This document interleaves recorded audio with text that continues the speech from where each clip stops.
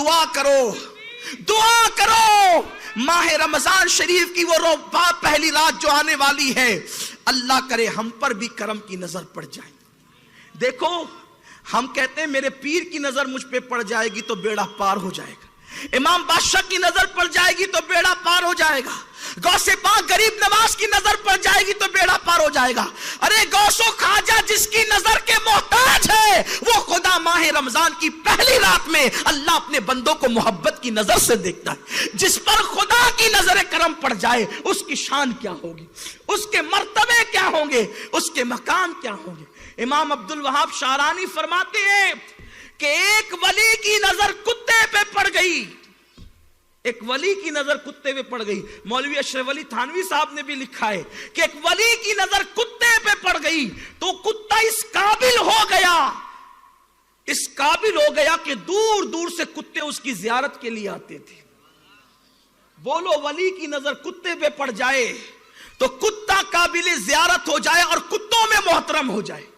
जब वली की नजर की शान ये है तो खुदा की नजर की शान क्या होगी, मेरे अल्लाह की निगाह मोहब्बत की शान क्या होगी। यूं तो खुदा सबको देख रहा है, खुदा यूं तो सबको देख रहा है, लेकिन बात है वो जिसे प्यार से देख ले।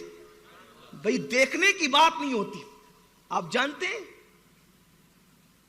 देखने के मिजाज भी अलग अलग होते हैं। देखना कमाल नहीं है, प्यार से देखने की बात है। हमारा देखना कमाल नहीं है, प्यार से देखने की बात है। नहीं देखते आप किसी बच्चे को स्कूल देर से आए तो टीचर घूर के देखता है, देख तो टीचर रहा है ना, लेकिन बच्चा थर थर कांप रहा है। और क्यों कांप रहा है? देखने की फजीलत थोड़ी है, देखने की फजीलत थोड़ी है, प्यार से देखने की फजीलत। ये खास बात है, ये खास बात है। बच्चा देर से आया स्कूल तो टीचर ने घूर के देखा, देखने पे बच्चा डर गया। बच्चा स्कूल ना गया, मां बाप ने घूर के देखा, बच्चा डर गया। लेकिन कोई अच्छा काम करके आप प्यार से देखा तो, और खुदा प्यार से कब देखता है? ये तो इंसानों की मिसाल दी, अब बिला तमसील अल्लाह प्यार से कब देखता है? रमजान शरीफ की पहली रात में प्यार से देखता है। और जिस पे प्यार की नजर पड़ जाए उसको जहन्नम की आग नहीं छूती। और फिर मजीद प्यार से कब देखता है?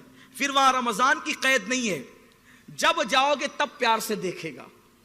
अल्लाह फरमाता है वलौ अन्नहुम इज़ ज़लमू अनफुसहुम जाऊक फस्तगफिरुल्लाह वस्तगफर लहुमुर रसूल लवजदुल्लाह तव्वाबर रहीमा। ए महबूब, अगर ये अपनी जानों पे जुल्म करें, गुनाह करें, और आपकी बारगाह में आपको सिफारिशी बनाने के लिए आपकी बारगाह में पहुंचकर तौबा करें और आप इनकी सिफारिश कर दे, तो ये जरूर पा लेंगे अल्लाह को, ये जरूर पा लेंगे अल्लाह को। बहुत तौबा का कबूल करने वाला और बहुत रहम करने वाला। लोग कहते हैं अल्लाह तो मस्जिदों में भी मिलता है, अल्लाह तो काबे में भी मिलता है, अल्लाह तो घरों में भी मिलता है, फिर क्या जरूरत है रसूल की चौखट की? अरे मिलता हर जगह है, लेकिन सिफते कहारी से मिलेगा तो तुझे तबाह कर देगा। वो तो मिला था फिरौन को भी ना, लेकिन डुबा दिया दरिया में। वो तो मिला नमरूद को भी, वो किसको नहीं मिलता? वो तो सबको मिलता है।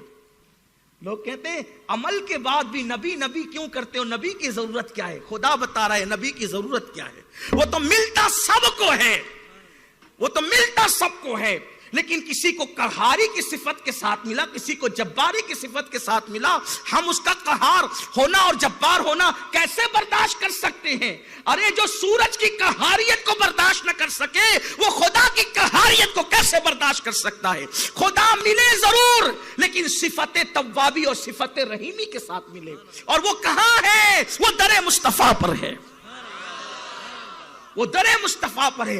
अब पता चला, लोग कहते हैं यार ये सुन्नी मदीने जाने की बात क्यों करते? इसलिए करते हैं कि खुदा तो हर जगह मिलता है। फसम्मा वजहुल्लाह, जिधर रुख करो तुम उसका जलवा देखोगे। लेकिन हमारे जराइम इतने हैं कि अगर गजब की नजर से देख ले तो कहा कि जराइम भी है, गुनाह भी है, पाप भी है। कोई ऐसी जगह भी है, कोई ऐसी जगह भी है कि वहां फिर गजब के جو غضب کی صفت کے بعد اور بندے کے گنہگار ہونے کے بعد بھی وہ پیار سے دیکھتا ہے. بلا تمثیل ایک مثال سمجھانا چاہتا. دو دشمن ہیں, گھوڑا پیر چوک پر ملے, ایک دوسرے کو گھور کے دیکھا. قریش محلے میں ملے, ایک دوسرے کو گھور کے دیکھا. لیکن پیر و مرشد آ گئے اور پیر و مرشد کے سامنے دونوں دو زانو ہو کر کے بیٹھ گئے. اب ہزار دشمنی کے باوجود ایک دوسرے کو گھورتے نہیں. کیوں؟ پیر کی محبت مجبور کرتی ہے کہ یہ لڑنے کی جگہ نہیں, یہ صلح کی جگہ ہے. کیوں؟ پیر اس کا بھی محبوب ہے اور اس کا بھی محبوب ہے. محبوب کی چوکھٹ پر دشمن بھی آ کر ایک دوسرے کو دشمنی مٹا دیتے ہیں اور پیار کی نظر سے دیکھتے ہیں. یہاں نہیں لڑنا. بلا تمثیل, ہزار بار بلا تمثیل, ملانے کو نہیں سمجھانے کو میں نے کہا. اللہ تو کہیں بھی ملے گا. قہار کی نظر اور غضب کی نظر ڈال دے تو کیا بنے گا؟ لیکن قربان جائے, جب بندہ محبوب کی چوکھٹ پہ جاتا ہے تو خدا وہاں بھی ملتا ہے, لیکن وہاں غضب کی نظر سے نہیں ملتا. کیونکہ بندے اللہ تیرے پاپ کو نہیں دیکھتا, بلکہ وہ تو رسول پاک کو دیکھتا ہے. محبوب تیری موجودگی میں, تیرے وجود کے ساتھ میں نے تو ان کے پاپ دیکھنا ہی نہیں. کیوں؟ وَلَا سَوْفَ يُؤْتِيكَ رَبُّكَ فَتَرْضَىٰ. ان قریب تیرا رب تجھے اتنا عطا کرے گا کہ حبیب تو راضی ہو جائے گا. اور خدا نے پھر اس پہ عذاب کیسے کرنا جو محبوب کے دامن کرم میں آ جائے. کہتے ہیں حضرت استاد زمن, ڈھونڈا ہی کرے صدر قیامت کے سپاہی, وہ کس کو ملے جو تیرے دامن میں چھپا ہو. فرشتوں کو معلوم نہیں کون چھپائے, فرشتے خوب جانتے ہیں کہ وہ چھپا مجرم کہاں ہے, لیکن فرشتوں میں ہمت نہیں کہ مصطفیٰ کے دامن کی طرف بڑھ جائیں. بات دور نہ نکلی, اصل عنوان کی طرف آتے ہیں. ابن ہارون کہتا ہے, اے مالک,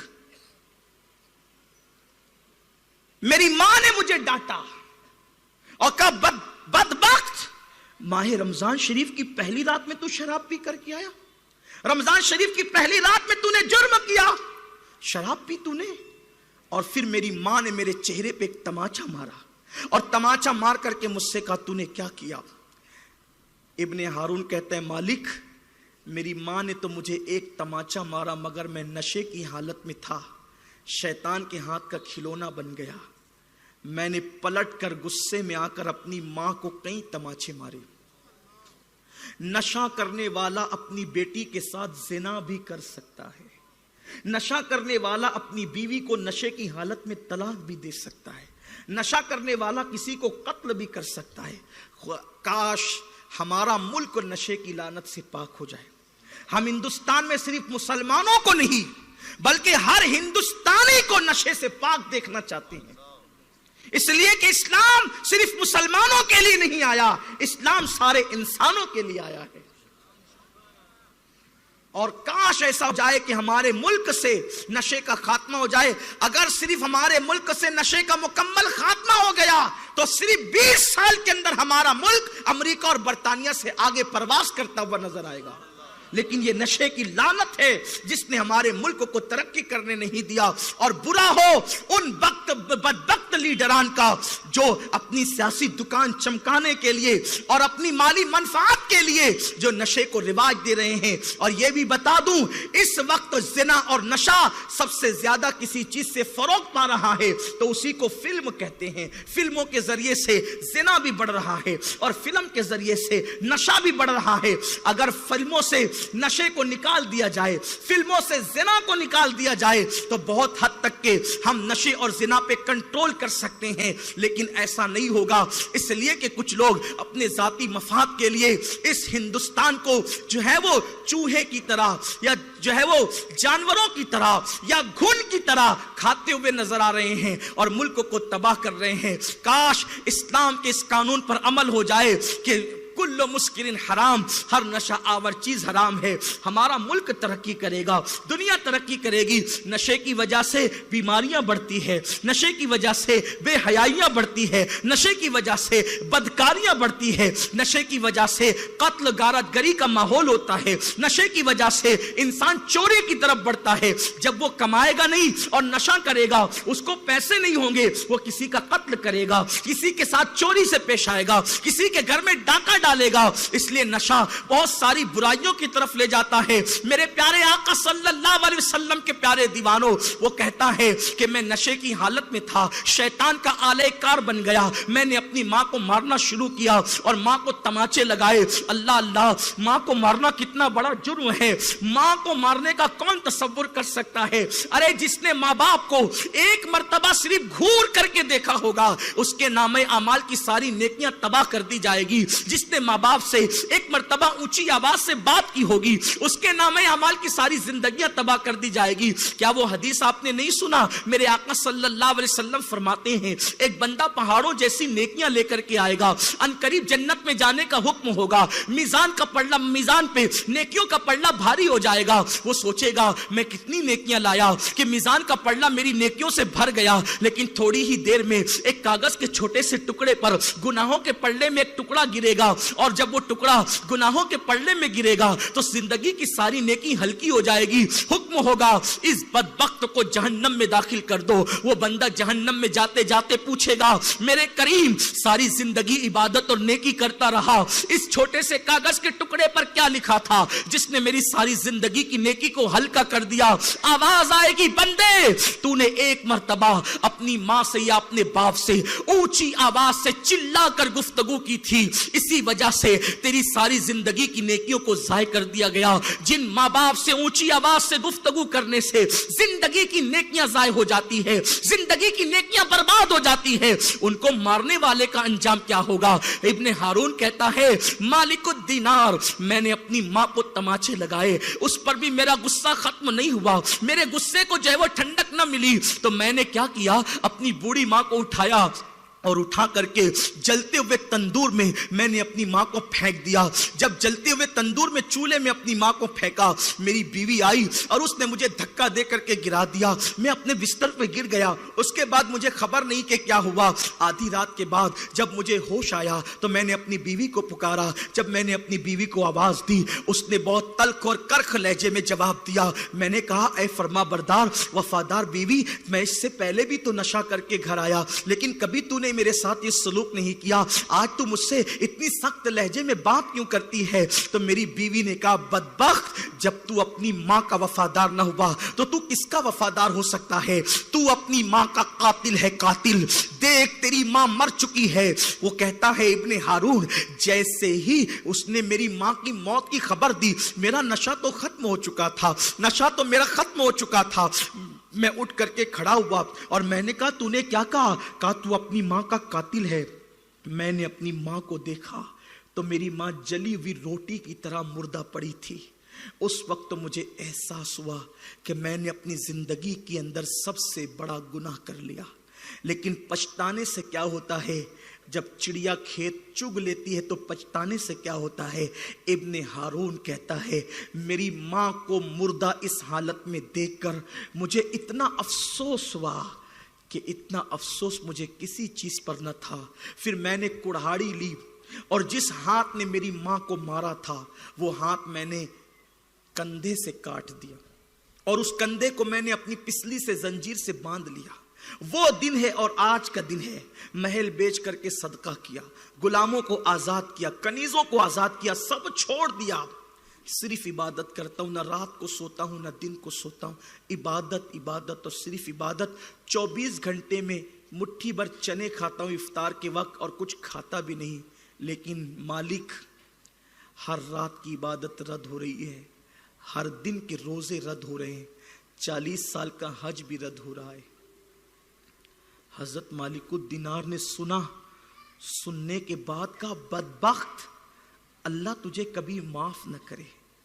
تو ماں کا قاتل ہے, تو نے ماں کو قتل کیا ہے, تو نے شراب پی ہے, تیرے پیٹ کے اندر شراب گئی ہے. بڑی معذرت کے ساتھ جوانی میں نشہ کرنا بہت اچھا لگتا ہے, لیکن نشے کے ایام میں, نشے کی حالت میں پیدا ہونے والی اولاد اپنے ماں باپ کی اور ملک و ملت کی کبھی وفادار نہیں ہوتی. جس کے پیٹ میں شراب کا ایک قطرہ چلا گیا یا نشہ آور چیز کا ایک قطرہ چلا گیا، 40 دن تک نہ اس کی دعا قبول ہوگی نہ اس کی عبادت قبول ہوگی۔ اگر اسی حالت میں اس کو موت آ گئی تو اللہ کی رحمت سے محروم کر دیا جائے گا، اس پر جنت کے دروازے بند کر دیے جائیں گے۔ نشے کو لوگ سمجھتے کیا ہیں؟ نشے کو لوگ سمجھتے کیا ہیں؟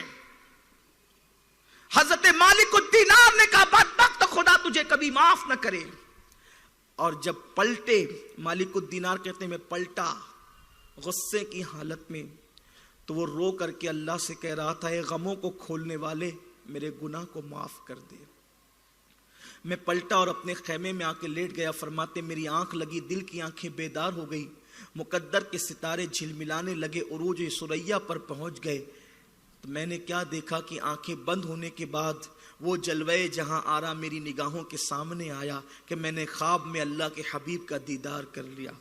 حضور میرے خواب میں تشریف لائے اور مجھ سے کہا اے مالک تو نے اس بندے کو ڈانٹا کیوں، اس کو مایوس کیوں کیا؟ مالک الدینار کہتے ہیں میں نے عرض کی آقا میرے ماں باپ آپ پہ قربان، غریب پرور بندہ نواز آقا میرے ماں باپ آپ پہ قربان، کتنا بڑا پاپی ہے وہ آقا، وہ کتنا بڑا پاپی ہے یا رسول اللہ، وہ کتنا بڑا پاپی ہے۔ اب امام ابن الجوزی نے جو جملہ یہاں لکھا ہے میری ہمت نہیں ہوتی اس کو بیان کرنے کی، لیکن اپنے جوانوں کو بتا دوں۔ اللہ کے رسول نے فرمایا اے مالک، اللہ نے اپنی عزت کی قسم یاد کر کے فرمایا کہ جو کسی کو قتل کرے گا یا جو نشہ کرے گا میں اس کو ضرور جہنم میں ڈالوں گا، یہاں تک کہ بندوں کی تنبیہ کے لیے فرمایا، بندوں کی تنبیہ کے لیے فرمایا کہ اگر میرا ابراہیم خلیل بھی نشہ کرے اور کسی کو قتل کرے تو میں اس کو بھی جہنم میں ڈالوں گا۔ حالانکہ نبی کبھی نشہ نہیں کر سکتے، جیسے اللہ کے رسول نے فرمایا نا کہ میرے خاندان کی کوئی معزز بیٹی بھی چوری کرے گی تو میں اس کا ہاتھ بھی کاٹوں گا۔ حضور کے گھر کا فرد کب چوری کرے گا؟ لیکن یہ تہدید کے لیے کہا جاتا ہے، یہ وعید کے لیے کہا جاتا ہے۔ میری ہمت نہیں ہوتی، میں ہر جگہ یہ جملہ نہیں پڑھتا، اس جملے کو نکال کر کے میں پڑھتا ہوں، لیکن اپنے جوانوں کو بتا دوں اللہ کے رسول نے فرمایا، امام ابن الجوزی کہتے ہیں کہ ابراہیم خلیل اللہ بھی نشہ کرے تو اللہ ان کو بھی جہنم میں ڈالے۔ حالانکہ نبی معصوم ہوتا ہے، وہ نشہ نہیں کریں گے، یاد رکھنا، لیکن صرف بندوں کو ڈرانے کے لیے، حقیقت حال بتانے کے لیے بات کہی گئی ہے۔ اللہ ہم سب کے حال پر رحم فرمائے، ہم کیا، ہماری اوقات کیا۔ آقا فرماتے ہیں لیکن مالک تو نے اسے مایوس کیوں کیا؟ میں بتاؤں اس کے ساتھ کیا سلوک ہوگا، اللہ اس کے ساتھ کیا سلوک کرے گا، قیامت کے دن اس کے ساتھ کیا ہوگا۔ لوگ کہتے ہیں نبی کے ساتھ قیامت میں کیا ہوگا، نبی کو نہیں پتا، اور نبی فرماتے ہیں قیامت میں ابن ہارون کے ساتھ کیا ہوگا، نبی خبر دے رہے۔ اور آپ یہ بات سمجھ لیں، بے باک اور بے ادب ہے وہ لوگ جو نبی کے بارے میں اس طرح کی باتیں کرتے ہیں۔ اور میں یہ بات بھی آپ کو یہ بات کہنا چاہتا ہوں اور آپ کے ایمان کے تحفظ کے لیے، ارے جب ماں باپ کے ساتھ بے ادبی کرنے والا 1000 کلمے پڑھ کے اور نمازیں پڑھ کے اور حج کر کے جب جنت میں نہیں جا سکتا تو نبی کی بے ادبی کرنے والے کے جنت کے دروازے کب کھل سکتے ہیں؟ بے ادب کے لیے کبھی جنت کے دروازے کھل نہیں سکتے، اس لیے بے ادبی نبی کی کرنا چھوڑ دی جائے۔ یہ امت اگر اپنے آپ کو تباہی سے بچانا چاہتی ہے تو نبی کے لیے جب بھی زبان کھولو ہمیشہ تعریف کے لیے، توہین کے لیے نہیں۔ اللہ نے زبان محبوب کی تعظیم کے لیے دی ہے۔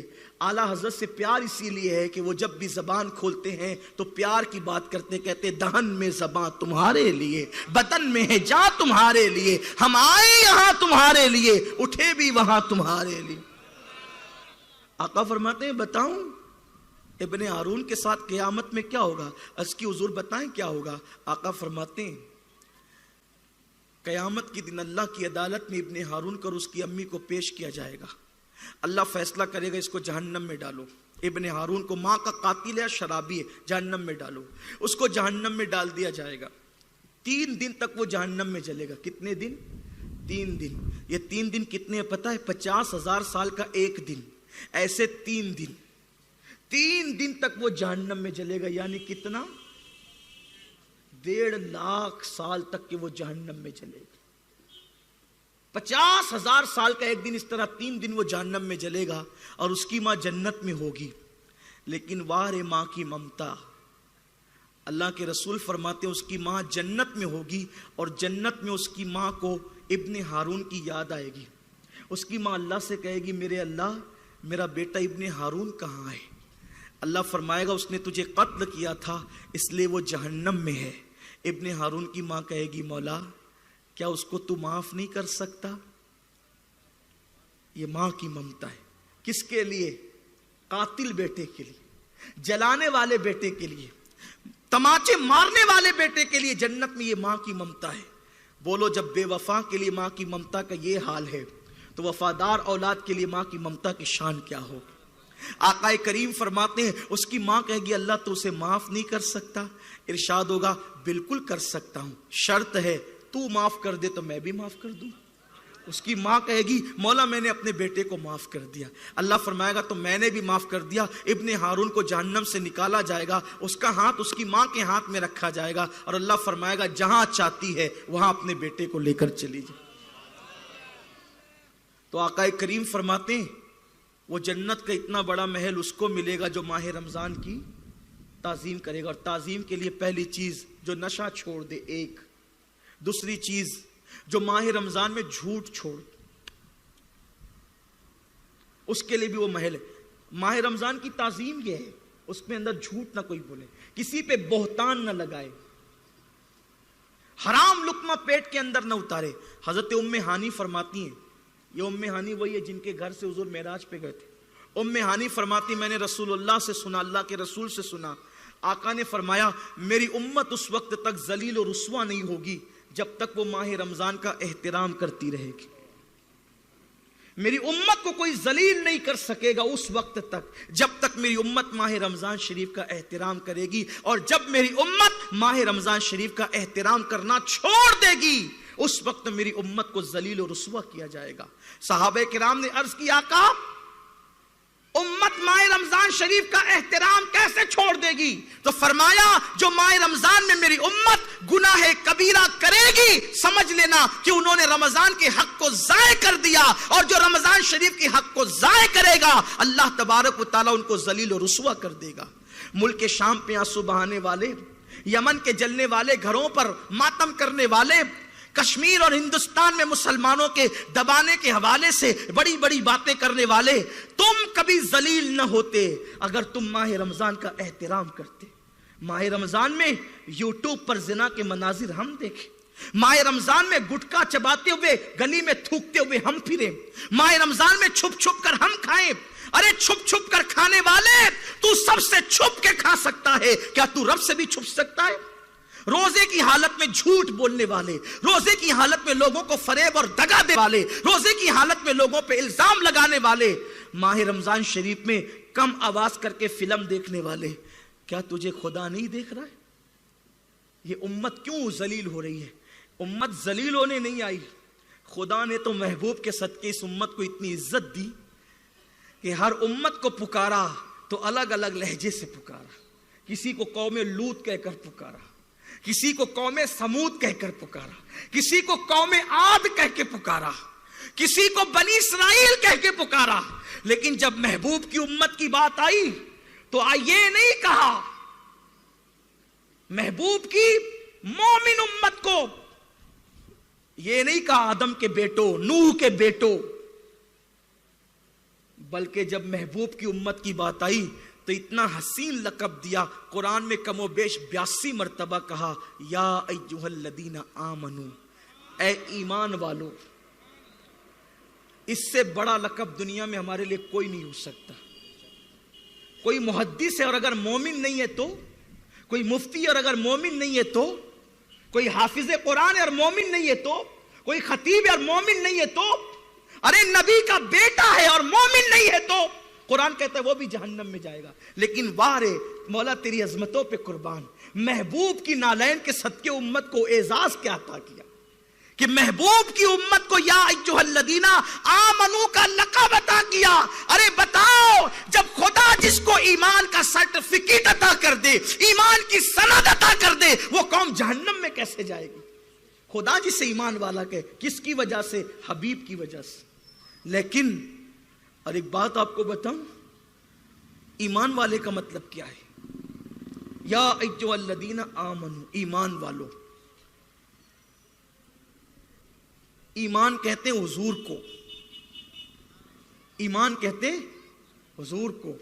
یہ صرف میں نہیں کہہ رہا ہوں، جرمنی اور برطانیہ کی خاک چھاننے والے کلندر لاہوری اقبال نے بھی کہا، بمصطفیٰ برساں خیش راں کے دی ہم اوست، اگر بؤ نہ رسیدی تمام بولہ بیست. پورا کے پورا دین محمد عربی کا نام ہے. ایمان کسے کہتے ہیں؟ حضور کو کہتے ہیں. حضور ایمان ہے، حضور ایمان ہے، حضور دین ہے، حضور دین ہے، حضور ایمان ہے. اور میرے امام کی تو بات ہی الگ ہے. کہتے ہیں اللہ کی سرتا بقدم شان ہے. یہ سرتا بقدم، سر کے بالوں کی نوک سے لے کے پیر کے ناخن تک میرا نبی اللہ کی شان ہے. اللہ کی سرتا بقدم شان ہے. یہ انسان ہی انسان، وہ انسان ہے. یہ قرآن تو ایمان بتاتا ہے انہیں، اور ایمان یہ کہتا ہے میری جان ہے. یہ اب حضور صرف ایمان نہیں بلکہ ایمان کی جان ہے. اور اللہ کیا کہہ رہا ہے؟ ایمان والو، یعنی اے میرے محبوب کے غلاموں، اے نبی والو، اے رسول والو، اے محمد والو، اے محبوب والو، پتا چلا جو نبی والا ہے وہی ایمان والا ہے، اور جو نبی والا نہیں وہ ایمان والا نہیں. اسی لیے بریلی سے آواز آئی، انہیں جانا انہیں مانا، نہ رکھا غیر سے کام، للہ الحمد میں دنیا سے مسلمان گیا. آپ تو سمجھ رہے کہ میں قرآن پڑھ کے یا ایھا الذین آمنو کے زمرے میں ہوں. یقیناً قرآن اسی وقت کام آئے گا جب نبی والا ہوگا، ورنہ لا الہ الا اللہ تو آج اور بھی قومیں پڑھتی ہے دنیا کے اندر. تو سوچو اللہ نے کیسے لقب سے یاد کیا. اور آقا فرماتے جب تک احترام ماہ رمضان، کیا احترام تھا. لوگ کہتے ہیں پہلے کے لوگ جاہل تھے. میں کہتا ہوں اللہ کرے ایسے جاہل آج ہم بھی ہو جائیں. لوگ کیا کہتے ہیں؟ پہلے کے لوگ جاہل تھے.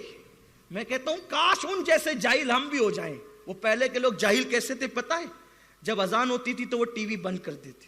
جو ٹی وی دیکھتے تھے وہ برا ہی تھا، لیکن کم سے کم بند تو کر دے. آپ تو پڑھے لکھے ہیں جناب، اب تو اذان پہ آپ ٹی وی بند نہیں کرتے. کرکٹ کا شاٹ نہیں چھوٹنا چاہیے، فلم کا ڈائلاگ نہیں چھوٹنا چاہیے، اذان چھوٹ جائے. اور اذان کی اہمیت کیا ہے آپ کے پاس؟ اذان کی قدر کیا ہے؟ اللہ کے رسول فرماتے ہیں جو اذان سن کر دنیا کی بات کرے، جب وہ مرے گا تو اس کے منہ پہ کلمہ جاری نہیں ہوگا. جو اذان سن کر دنیا کی بات کرے مرتے وقت تو اس کی زبان پہ کلمہ نہیں آئے گا. جو اذان کے وقت فلم کے ڈائلاگ دیکھ رہا ہو، ہیرو ہیروئن کو ننگا ناچتے دیکھ رہا ہو، اس کے منہ پہ کلمہ کیسے آئے گا؟ سب دنیا میں رہے گا. دنیا میں کتنے دن تک کے رہو گے؟ دنیا میں کب تک کے عیش کرو گے؟ دنیا میں کب تک دندناتے پھرو گے؟ موت کی تلوار سر پہ لٹک رہی ہے. اپنے باپ داداؤں کو قبر میں سلانے والوں، ایک دن ہمیں بھی لوگ اپنے کندھوں پہ اٹھا کے قبر میں ڈال دیں گے. آخر یہ عیاشیاں کب تک؟ یہ گناہ کب تک؟ یہ پاپ کب تک؟ جب تک کہ روح کا رشتہ تمہارے جسم سے جڑا ہوا ہے اس وقت تک گناہ کرو گے نا. ایک دن تو قبر میں جانا ہے، ایک دن تو زمین کے اندر جانا ہے. اس کی تیاری کب کرو گے؟